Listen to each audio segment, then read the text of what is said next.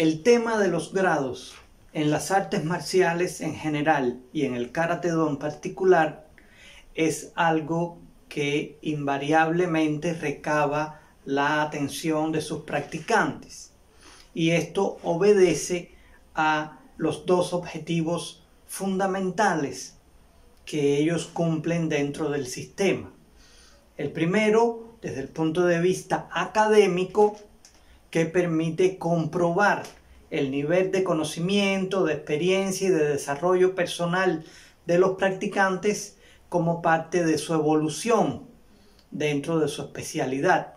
Y de la misma manera, desde el punto de vista administrativo, el sistema de grados permite de un modo u otro establecer jerarquías, lo cual lo constituye en un instrumento para la gestión de los recursos humanos. Luego entonces, para poder cumplir de manera eficaz, efectiva, eficiente, objetiva y justa estas dos funciones, el sistema de grados debe contar con adecuados requisitos, instrumentos, normativas, esencia y orientación que garantice que pueda cumplir su función de la manera esperada. No obstante, en este caso se presenta una situación muy peculiar. Si bien es cierto que en las artes marciales y en el Karate-Do se han estudiado a un nivel importante de detalle diversos aspectos como los procesos de selección de personal, de formación, entre otros, lo mismo no ha ocurrido con los sistemas de evaluación. Es por ello que, para tener en cuenta el criterio de decisión de aprobado o no a la hora de promover a un grado, se siguen manteniendo mayormente criterios que han sido establecidos desde hace muchos años en distintos contextos geohistóricos que no son los que guardan relación directa con la actualidad internacional, por lo cual en muchos casos resultan incongruentes.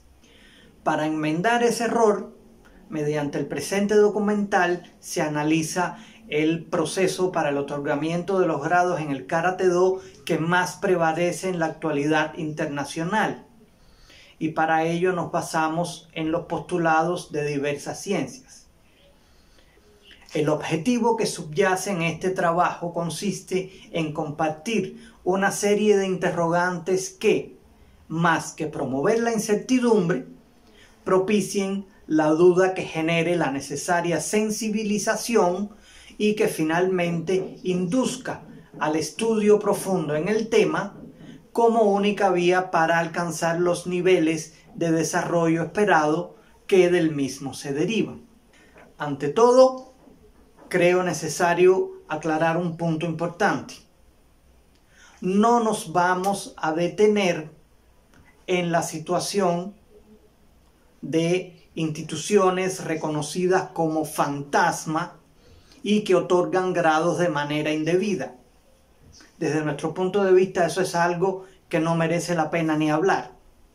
No, nos vamos a referir a instituciones comúnmente reconocidas como serias y que intentan aplicar un proceso lo más adecuado posible. No obstante, proceso que, como toda obra humana, tiene posibilidades de perfeccionamiento. Para este caso, hemos analizado el proceso de otorgamiento de grados utilizados por 138 instituciones de Karate-Do, relacionadas con los principales estilos más practicados en el mundo y pertenecientes a 52 países. Como dato interesante en este caso, creo necesario mencionar que se están teniendo en cuenta los criterios de 2 federaciones mundiales, una federación panamericana y el resto son regionales o nacionales. En ese mismo sentido, tanto por respeto institucional a esas organizaciones como valorando su confianza en compartirnos sus documentos rectores, en este caso no las vamos a mencionar. Para ello, nuestro análisis se basará en dos aspectos fundamentales. Primero, la pertinencia.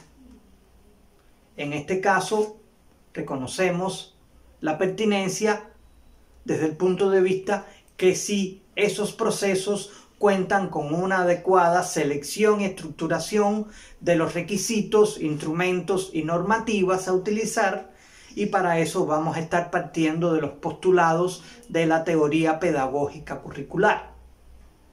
Y el segundo aspecto a tener en cuenta es la utilidad. En este caso, fundamentalmente, vamos a analizar la relación que guarda este proceso con la actividad que van a desempeñar las personas a las cuales se le aplica. En este caso, vamos a tomar como referencia la formación por competencias profesionales. El primer punto a tener en cuenta en este análisis es reconocer que el proceso de otorgamiento de grados en el Karate-Do y las artes marciales constituye en esencia una evaluación educativa, por cuanto a través de estas especialidades, independientemente que sus practicantes compitan o no, consiste en un proceso de formación social, de educación. Y en este caso tomamos como referencia la definición de evaluación educativa propuesto por el Centro de Estudios para el Perfeccionamiento de la Educación Superior en la Universidad de La Habana, en Cuba, quien plantea que la evaluación educativa consiste en un proceso que implica recogida de información con una posterior interpretación en función del contraste con determinadas instancias de referencia o patrones de deseabilidad para hacer posible la emisión de un juicio de valor que permita orientar la acción o la toma de decisiones. Merece prestar especial atención a la frase señalada en la definición, en contraste con determinadas instancias de referencia o patrones de deseabilidad. ¿Qué significa eso? Cuando analizamos los procesos de formación y evaluación profesional desde el punto de vista de la teoría pedagógica curricular, no podemos olvidar que el desarrollo curricular atraviesa por tres momentos. Primero, el diseño, cuando se están planificando las intenciones y acciones educativas. Segundo, la práctica, cuando ese proceso se aplica. Y en tercer lugar, la evaluación, que es cuando se realizan las mediciones para saber si en esa práctica se cumplieron los objetivos preestablecidos en el diseño. En este caso, refiriéndonos al diseño propiamente dicho, el mismo tiene tres momentos, siendo el primero de ellos el perfil profesional. ¿Qué es este perfil profesional? Como un retrato hablado, como el modelo ideal de persona a formar, que constituye el referente obligado del proceso, porque hacia ese perfil se orientan todas las acciones a realizar. De ese perfil se deriva el plan de estudios, que es el segundo momento del diseño curricular, que es un documento integral donde se incorporan de manera general toda la información y experiencia que va a recibir la persona como parte de su formación. Dicho sea de paso, este plan de estudios es el comúnmente mal llamado programa de grados o programa de examen. Y de ese plan de estudios se deriva el último momento o fase del diseño curricular, que son los programas docentes. En este caso son documentos más específicos relacionados con cada una de las dimensiones del proceso de formación. En este caso, fundamentalmente física, técnica, táctica, teórica, filosófica, entre otras. Aspecto muy importante: los programas docentes se estructuran didácticamente inicialmente con los objetivos, que son las aspiraciones a cumplir, los contenidos, que son las tareas o acciones a realizar para cumplir esos objetivos, los métodos, en tercer lugar, que consiste en la forma en que se van a realizar esas acciones, esos contenidos. En cuarto lugar, los medios, que son los recursos, las infraestructuras, los conocimientos a través de los cuales se van a concretar las acciones. Y finalmente, la evaluación, que es la que va a permitir saber si se cumplieron o no los objetivos. Ahora, aquí recordamos la frase que habíamos destacado en la definición de evaluación educativa. La evaluación se realiza en contraste con determinadas instancias de referencia o patrones de deseabilidad. Y en este caso, desde el punto de vista pedagógico, esas instancias de referencia o patrones de deseabilidad se corresponden con el perfil profesional, que consiste en una descripción de las características que se requieren de la persona para que pueda cumplir adecuadamente su función. Y en este sentido es cuando aparece algo importante. El perfil profesional, de acuerdo a los autores consultados, cumplen dos funciones fundamentales.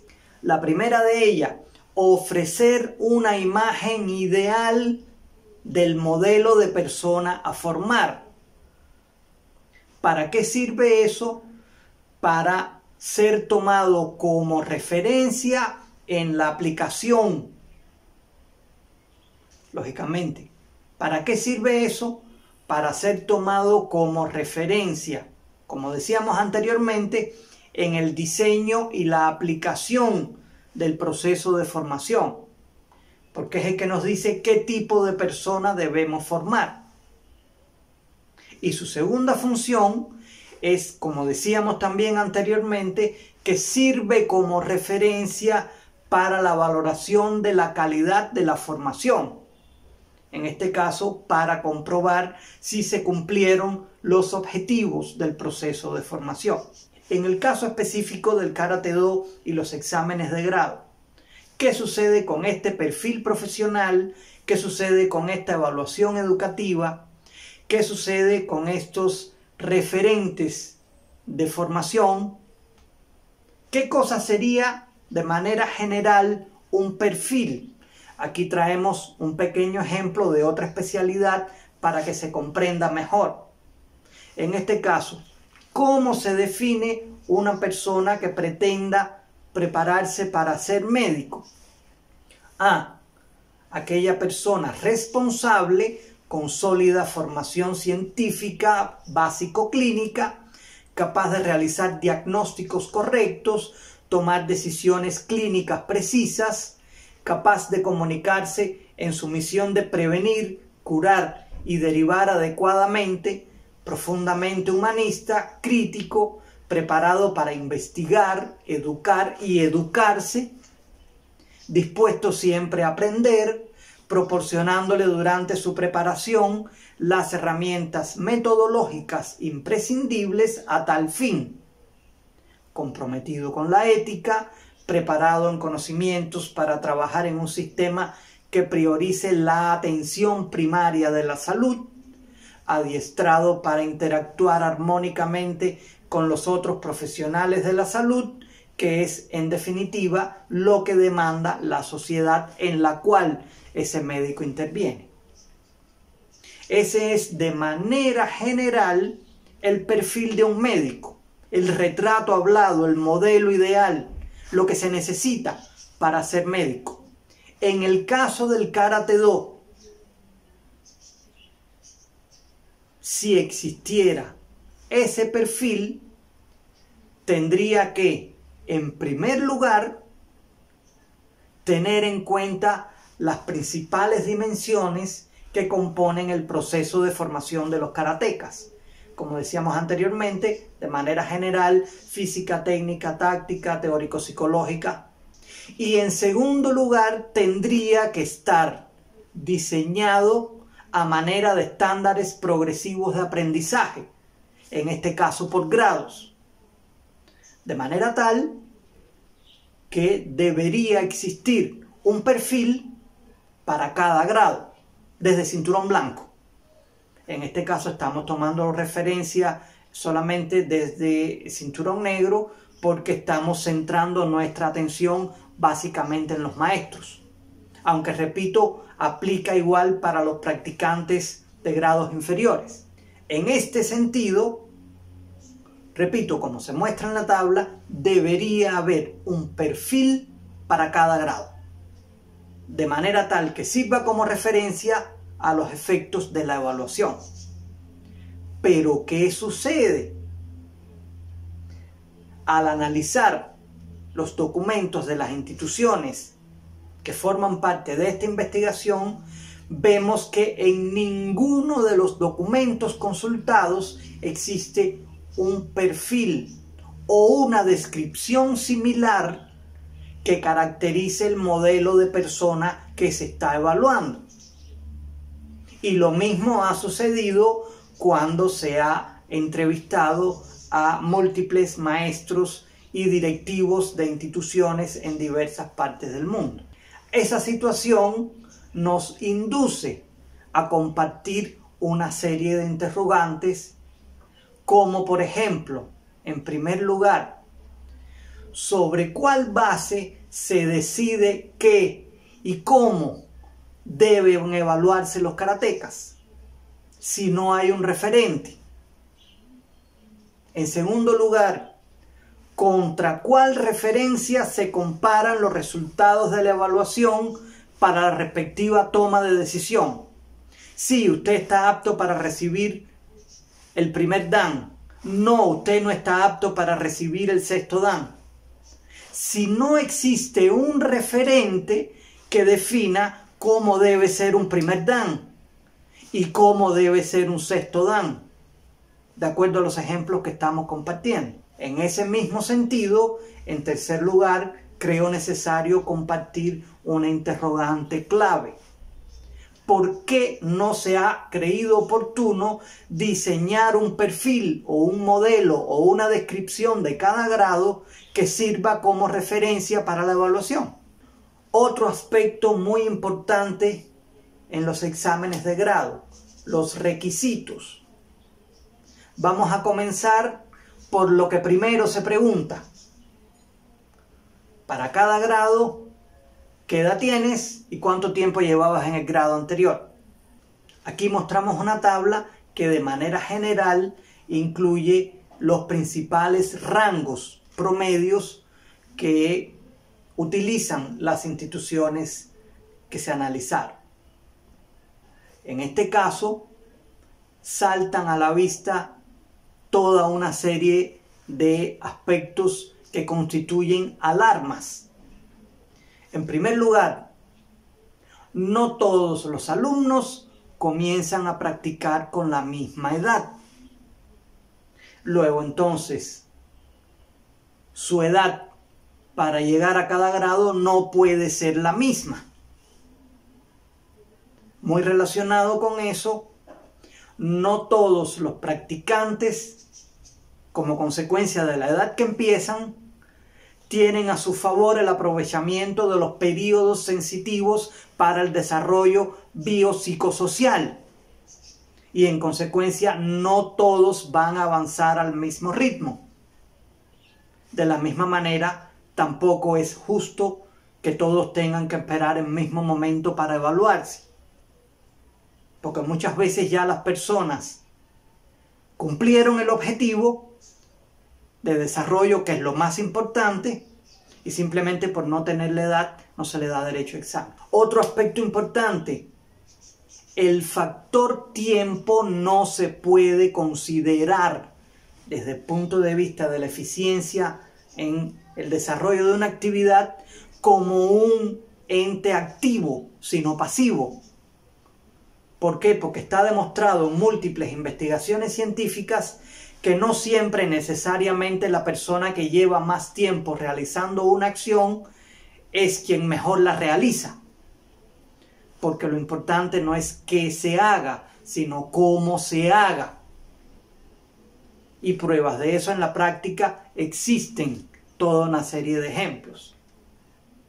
Y como otro aspecto importante también, si analizamos la tabla, vemos que existe una gran dispersión en las normas temporales. ¿Qué quiere decir eso? Que no hay un consenso, lo cual indica que esa decisión ni es sólida ni está fundamentada. Porque si hubieran estudios que dijeran sobre la base de un perfil, una persona puede cumplir con estas exigencias cuando tenga tal edad. Si existieran esos estudios, entonces en esta tabla no hubiera tanta discrepancia. Esos aspectos nos inducen a compartir toda una serie de interrogantes que deben ser respondidas para poder solucionar las carencias o deficiencias encontradas. En primer lugar, y como ya habíamos hablado hace unos minutos, ¿sobre qué base se justifica la necesidad de una edad y un tiempo de permanencia específico para cada grado? Hace unos minutos, desde toda una serie de diversas ciencias, se demostró que esa decisión no es pertinente. Entonces, ¿sobre qué base se justifica eso? ¿Por qué para llegar a cada grado se necesita una edad y un tiempo de permanencia? En segundo lugar, algo que también hablábamos hace unos minutos, ¿cómo determinar el tiempo y la edad necesarios para cada grado en específico? Porque está demostrado que no está determinado. Si no, no hubiera tanta disparidad en los rangos evaluativos. Y en tercer lugar, si fuera necesario establecer normativas de edad y de permanencia en los grados, ¿necesitan ser tan largos? Pregunto, y como siempre digo, con la mejor intención y con el mayor respeto, ¿es tan difícil prepararse para ascender en un Dan como para que el tiempo de permanencia sea mayor que el que se requiere para una maestría o un doctorado universitario?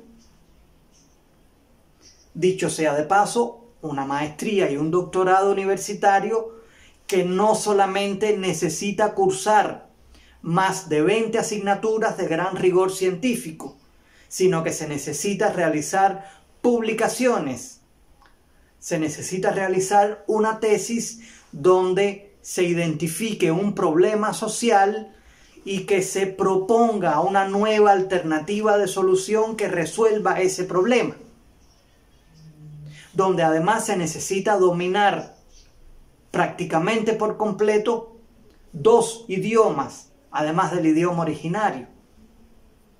Pregunto, ¿los contenidos que se necesita dominar para ascender de un Dan a otro son más difíciles que esos? Es algo que hay que valorar. Dado el caso, repito, de que se demuestre que realmente se necesita una edad y un tiempo de permanencia para cada Dan antes de promover al siguiente. Si ese fuera el caso, entonces hay que dar respuesta también a la otra pregunta. ¿Tienen que ser tan largos? ¿Necesitan tanta edad? En el mundo ya hay doctores en ciencias con 25 años. Algo para pensar. Otro aspecto importante con referencia a los grados, que en este caso se convierte en un arma de doble filo para los evaluadores. ¿Qué sucede? Para los danes más altos se exige una edad muy elevada. una edad en la cual inevitablemente el organismo se ha ido desgastando y desde el punto de vista físico ya se va limitando, y esa limitación física afecta el desempeño técnico-táctico. No obstante, en muchos de los casos, a esas personas, con el mayor respeto, no tengo nada en contra, se les otorgan esos grados, teniendo en cuenta otros aspectos. Ahora, en ese sentido pregunto, en ese caso no se está violando la integridad de la evaluación y la integralidad de la evaluación, y de la misma manera no se está modificando su orientación y su esencia, porque en un momento determinado se le otorga un DAN porque, entre otras cosas, fundamentalmente realiza una adecuada ejecución técnica. En otro momento se le otorga el DAN porque ya no puede ejecutar una ejecución tan magistral, pero tiene muchos conocimientos y tiene muy buena trayectoria. Parece una decisión un poco incongruente. En ese sentido, de manera general y como interrogante clave integradora, ¿no sería más conveniente que, una vez que se defina el perfil profesional y sobre esa base, que el practicante sea evaluado cuando ya ha demostrado dominar todas las exigencias de ese perfil, independientemente de la edad que tenga y del tiempo que lleve en el grado, si ya demostró que domina y cumple con las exigencias de la referencia para la cual ya se está preparando? Algo para tener en cuenta.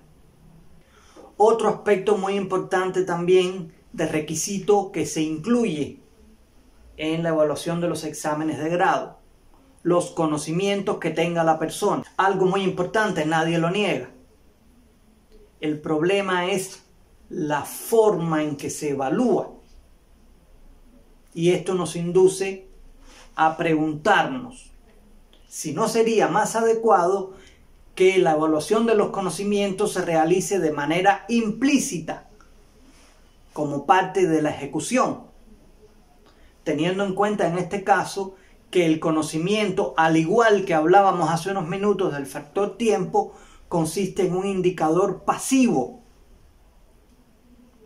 porque el conocimiento se hace importante cuando se puede aplicar. Solamente con tenerlo y recitarlo para responder una pregunta no resuelve ningún problema. Y además, en este caso, si se evalúa el conocimiento de manera implícita de la ejecución, también se está promoviendo la creatividad, algo muy importante, no solamente como parte de la preparación estratégica, sino como la formación de líderes. Luego, entonces, desde ese punto de vista, desde mi modo de ver, sería mucho más productivo que, en lugar de preguntarle a una persona que haga un kata de su grado y que explique una de las técnicas que conforman el kata o algo similar, ¿por qué no decirle: bueno, su examen va a ser pensar en un problema social en el cual usted u otra persona se enfrenta día a día, un problema que no tenga nada que ver con el karate? Y entonces busque una parte de un kata de los que conforman parte de su programa de grado y explique y demuestre cómo, a través, mediante la ejecución de esa parte de ese kata, usted puede resolver ese problema social. Ahí estamos induciendo a que esa persona movilice sus conocimientos y los aplique de manera creativa para resolver un problema. Incluso no solamente un problema de karate, sino un problema social, pero que se resuelve desde el karate, como se habla muchas veces, karate para la vida, estamos de acuerdo. Algo similar ocurre mucho con otro requisito, la preparación física, que muchas veces se realiza por medio de la contabilización de la mayor cantidad de repeticiones que puede realizar la persona en un ejercicio físico vinculado a un segmento corporal. Por ejemplo, los más comunes: abdominales, cuclillas o sentadillas, planchas o lagartijas. ¿Qué valdría la pena analizar en este caso? En primer lugar, y volvemos al tema del perfil, ¿contra cuál referencia se comparan los resultados de la evaluación, teniendo en cuenta que no existen normativas físicas ni por edad, ni por sexo, ni por grado? ¿Cómo yo sé si una persona hizo 30, otra 15 y otra 50 sentadillas, quién está bien y cuál está mal? Además, teniendo en cuenta la edad de cada uno de ellos. En ese sentido, si es que se van a seguir aplicando ese tipo de evaluaciones, entonces, ¿por qué no se ha creído oportuno diseñar una base de datos por edad, por sexo, por grado, que sirvan como referencia para la evaluación? Pero más importante que eso, interrogante clave, como mismo se planteaba con respecto a los conocimientos. ¿Por qué no se ha creído conveniente que el aspecto físico se evalúe de manera implícita dentro del trabajo técnico-táctico? ¿Por qué? Porque la preparación física es la base, pero no constituye el elemento fundamental de la ejecución en el Karate-Do. Muchas veces, sin tener muy buena preparación física, pero con un adecuado desarrollo técnico y fundamentalmente táctico, se tiene más éxito. ¿Por qué? Porque en este caso la preparación física constituye un indicador de rol complementario. Y desde mi punto de vista, basándome en el criterio de diversos autores, creería que es más pertinente que su evaluación sea implícita. Lo mismo sucede con la evaluación técnico-táctica, que mayormente se realiza por medio de la observación de las técnicas que se corresponden con cada uno de esos programas de examen o de grado. En ese caso, vamos a lo mismo con respecto al perfil.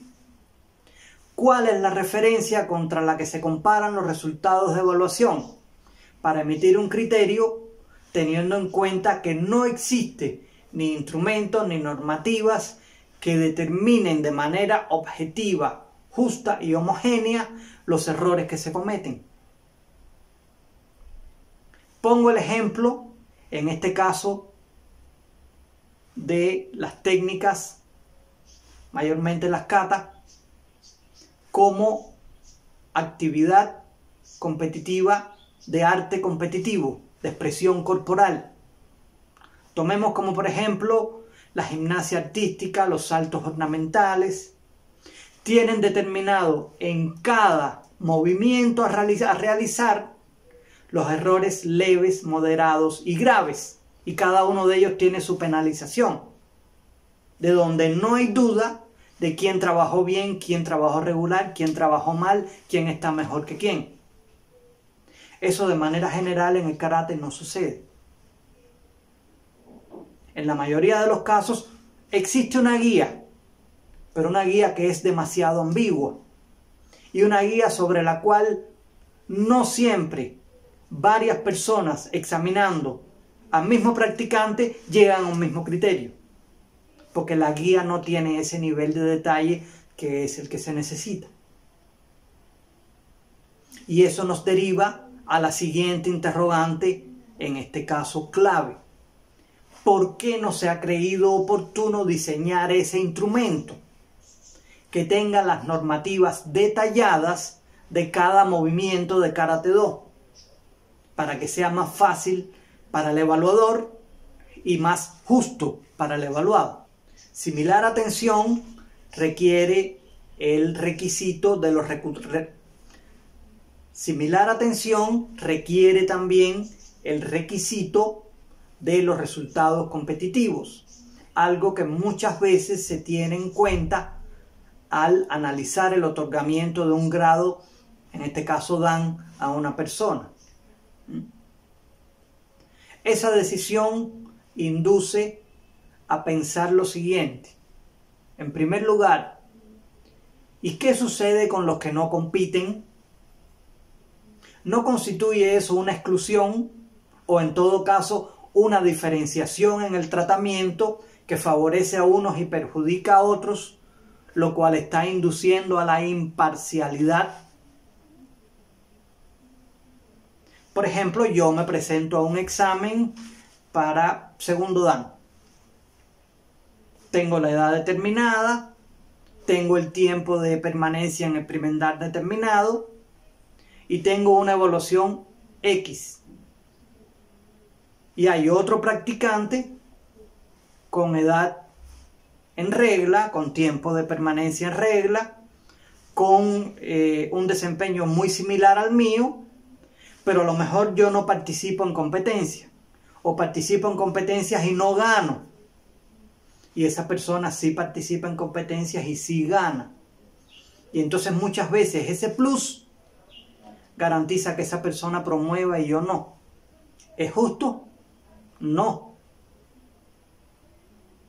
La otra interrogante: ¿no se ha considerado que esa alternativa de tener en cuenta los resultados competitivos induce a que la evaluación migre de una esencia de suficiencia a una esencia de oponencia?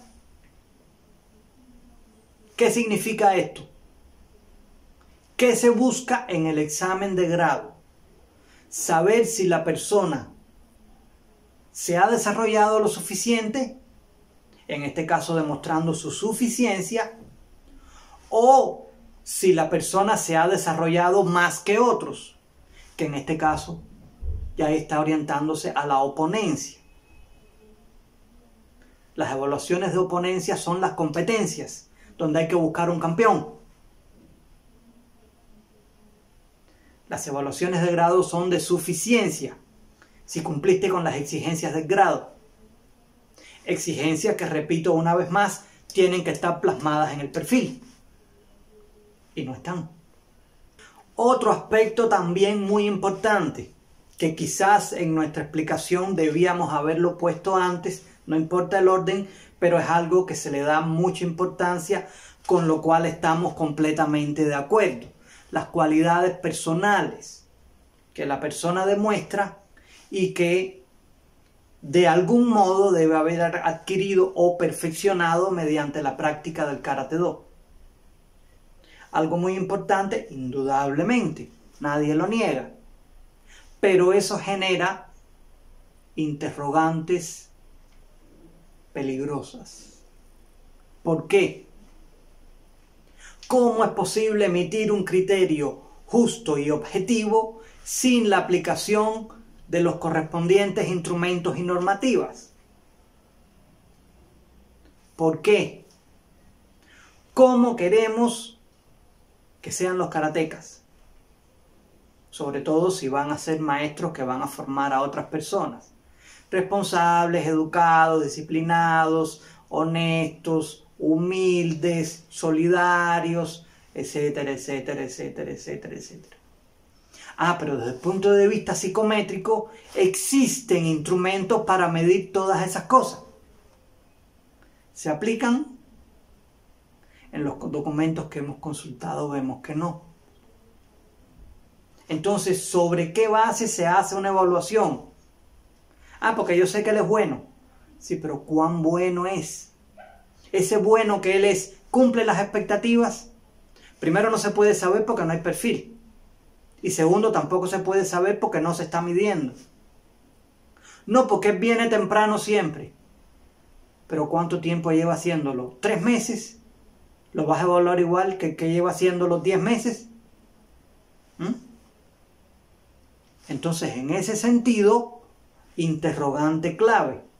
¿Por qué no se ha creído oportuno para evaluar las cualidades personales la utilización de los test psicológicos que ya están validados para cuantificar esas cualidades? En este caso, muy similar merece tratamiento otro requisito. Cuando el que se va a evaluar para un grado Dan es maestro, o sea, tiene alumnos, se desempeña como docente. Muchas veces, para determinar si merece o no promover de Dan, sea cual sea, se tiene en cuenta su experiencia y sus resultados como docente. Algo que de manera explícita o implícita la mayoría de los documentos lo tienen. Pero, ¿qué sucede? No podemos olvidar que cuando hablamos de evaluación educativa, la mayoría de los currículum de formación en la actualidad internacional se orientan al desarrollo de competencias. ¿Qué quiere decir? Que la persona sea competente, que pueda hacer lo mejor posible lo que se espera que él haga.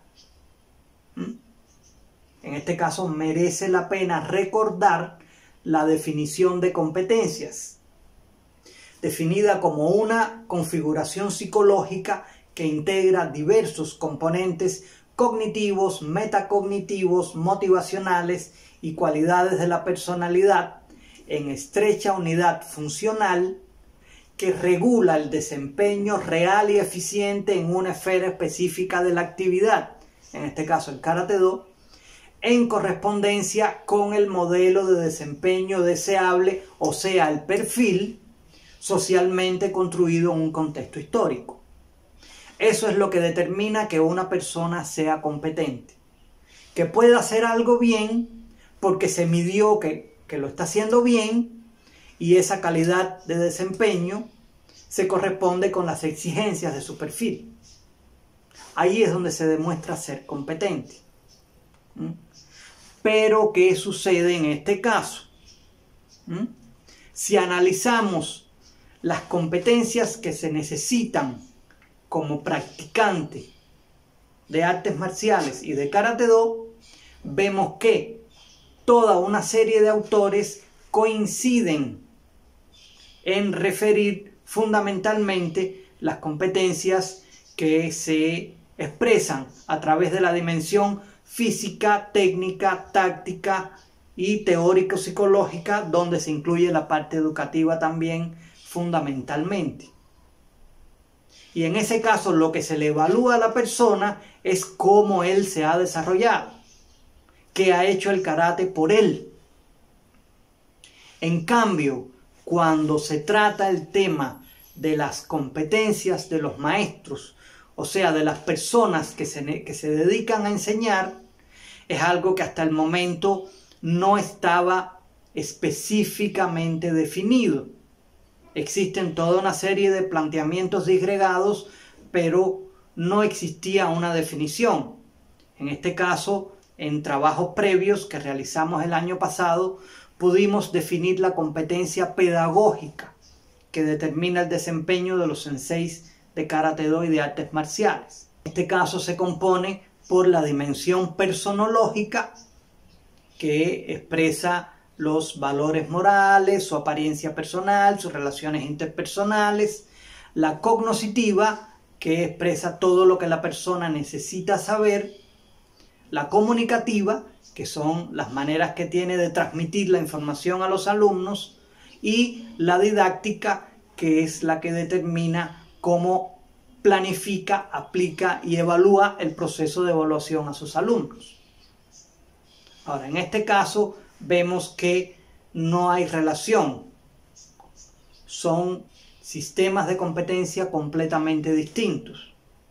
¿Por qué? Porque si vamos a analizar los puntos en contacto de las dimensiones de la competencia del practicante con la competencia del maestro, vemos que solamente desde el punto de vista cognoscitivo, los conocimientos específicos son los que ha aprendido a través del Karate-Do. Los generales y los complementarios los aprende de otra vía. Y desde el punto de vista de la dimensión comunicativa, solamente el Karate-Do le permite realizar de manera eficaz la comunicación no verbal directa específica. ¿Qué significa cuando el maestro ejecuta? pero no es la única alternativa que tiene, porque tiene otras alternativas no verbales o también verbales, pero generales, y también la utilización de medios audiovisuales, de donde en este caso, cuando se evalúa a una persona como maestro, no se evalúa lo que el karate o el arte marcial ha hecho por él, sino que lo que él puede hacer y ha hecho por los demás. Son dos aspectos completamente distintos. En ese mismo sentido, en investigaciones que se han consultado por parte de diversos autores de varios países, está demostrado que no hay evidencia científica sólida que mientras más dan tenga la persona, mejor maestro es. Por el contrario, está demostrado que una persona que llegue al nivel Shodan ya puede ser maestro. ¿Por qué? Porque en ese momento ya domina la mayoría de las bases de su especialidad como para poderla enseñar. Que tiene que seguirse preparando, indudablemente. Pero ya con ese grado técnico está demostrado que cuenta con el bagaje desde el punto de vista básico como para comenzar a enseñar. Entonces, todos estos aspectos nos inducen a pensar, aspectos a responder, como es el caso de que, ¿por qué no se ha considerado que en este caso se están entrecruzando requisitos que evalúan desempeños competenciales inherentes a sujetos que realizan diferentes funciones dentro de un mismo sistema? Si estamos evaluando para promover DEDAN, no corresponde incorporar instrumentos que evalúen desempeño docente, porque esa incongruencia además atenta contra la esencia de la evaluación, porque ¿qué estamos evaluando? ¿Lo bueno que él es o lo bueno que él puede hacer a los demás? Son dos cosas completamente distintas. Y en segundo lugar, lo mismo que sucedía con el caso de cuando se tiene en cuenta como requisito evaluativo el resultado competitivo. En este caso, ¿qué sucede con los que no enseñan? Aquí igual no constituye esto una exclusión o en todo caso una diferenciación en el tratamiento que indudablemente va a favorecer a unos y perjudicar a otros. Pongo el mismo ejemplo. Me presento para examinarme a tercer dan. Tengo la edad requerida, tengo el tiempo de permanencia requerida, hago todo lo que me piden. Y a mi lado hay otra persona que lo hace todo igual. Con la diferencia de que yo no tengo alumnos. Yo soy un simple practicante. O que mis alumnos compiten pero no ganan. En cambio, el compañero que tengo a mi lado sí tiene alumnos, participan en competencia y siempre ganan. Entonces, ese plus le favorece a él. Y muchas veces puede ser determinante en que él promueva y yo no. ¿Es justo? No. Primero, porque se están teniendo en cuenta requisitos que no vienen al caso, porque no están relacionados con la función que estamos desempeñando. Nos están evaluando como practicantes, no como maestros. Y en segundo lugar, pues vemos a lo mismo.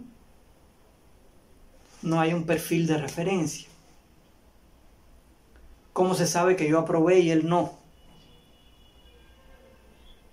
O que no debimos aprobar ninguno de los dos, o que debimos aprobar los dos. Luego de estas 20 interrogantes que compartimos y que necesitan ser respondidas, podemos cerrar de manera general este análisis. Al inicio se hablaba de pertinencia de la evaluación de los exámenes de grado y de utilidad. Fíjense que no se habla de necesidad.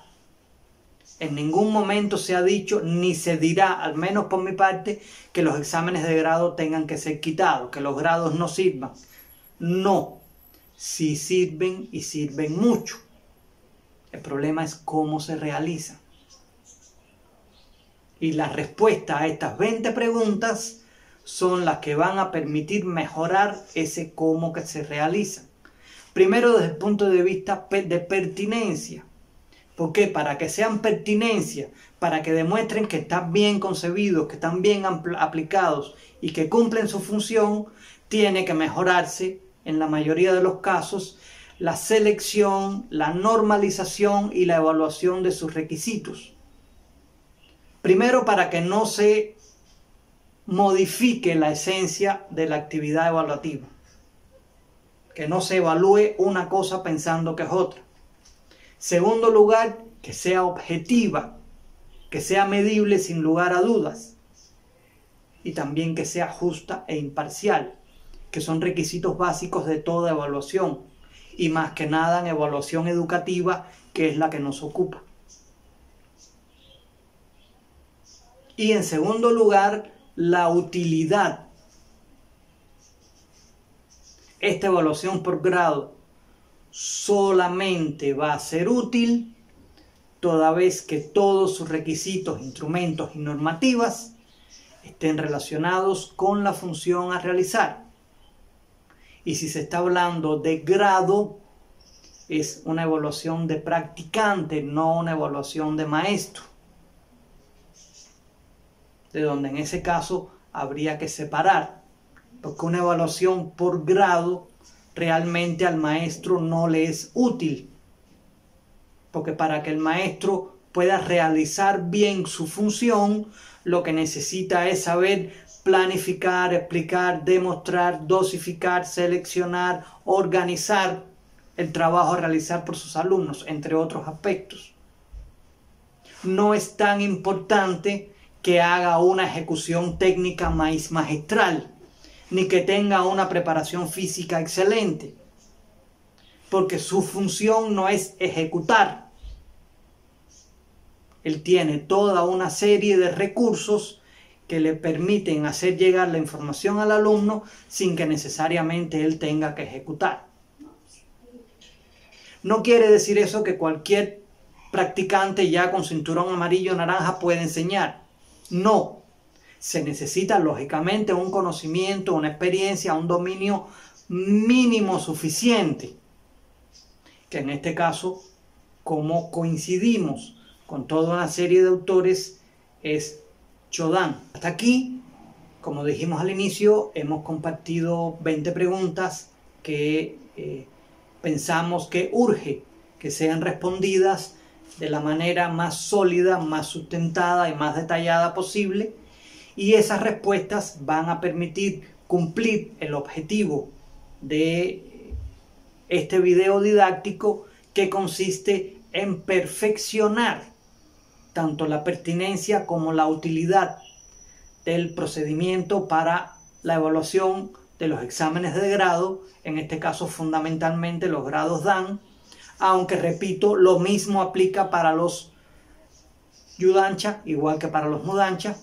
o sea, grados inferiores y grados superiores, ya que en este caso se estaría cumpliendo el objetivo de perfeccionar estos procesos para que sean más justos, más objetivos y que puedan cumplir la función para la cual fueron determinados. Muchas gracias.